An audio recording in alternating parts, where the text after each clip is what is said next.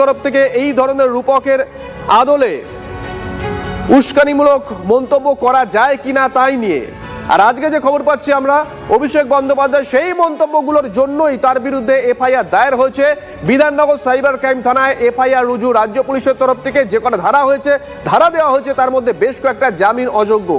আরো ডিটেল নেব কোন কোন ধারা এবং রাজনৈতিকগতভাবে কতটা সিগনিফিকেন্ট। অনির্বাণ সিনহার কাছ থেকে। অনির্বাণ, দেখো শুভ, আজকে বিধাননগর থানাতে একটি মামলা রুজু করা হয়েছে, যাতে ভারতীয় ন্যায় সংহিতার 192 নম্বর ধারা, 196 নম্বর ধারা, 351 ধারা, 353 1 ধারা, 123 ধারা এবং 125 নম্বর ধারায় তার অভিষেক বন্দ্যোপাধ্যায়ের বিরুদ্ধে মামলা রুজু করা হয়েছে। এর মধ্যে শেষ দুটো অর্থাৎ 123 এবং 125 দুটো রিপ্রেজেন্টেশন অফ পিপলস অ্যাক্টের ধারা।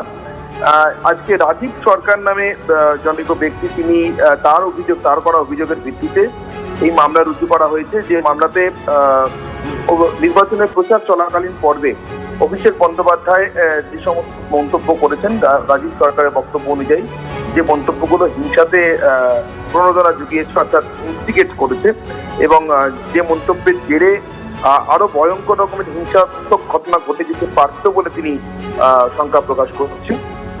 সেই জায়গা থেকে তিনি রিকোয়েস্ট করেছিলেন একটি এফআইআর রুজু করবার জন্য, এবং তার সেই রিকোয়েস্ট অনুযায়ী এই এফআইআরটি রুজু হয়েছে সাইবার ক্রাইম পুলিশ স্টেশনে, বিধাননগর থানাতে, বিধাননগর পুলিশ কমিশনারেটের আন্ডারে।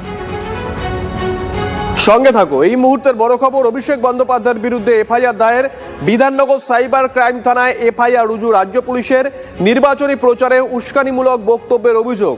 অভিষেক বন্দ্যোপাধ্যায় নির্বাচনী প্রচারে বেশ কয়েকটা মন্তব্য করেছিলেন, যা নিয়ে তখনই চর্চা হয়েছিল। বেশ কয়েকটা শব্দ প্রয়োগ করেছিলেন রূপকের আড়ালে।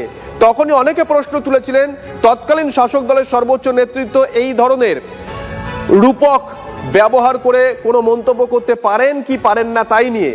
আর যে খবর আমরা পাচ্ছি, অভিষেক বন্দ্যোপাধ্যায়ের বিরুদ্ধে এবার এফআইআর দায়ের হয়েছে বিধাননগর সাইবার ক্রাইম থানায় এফআইআর রুজু রাজ্য পুলিশের তরফ থেকে।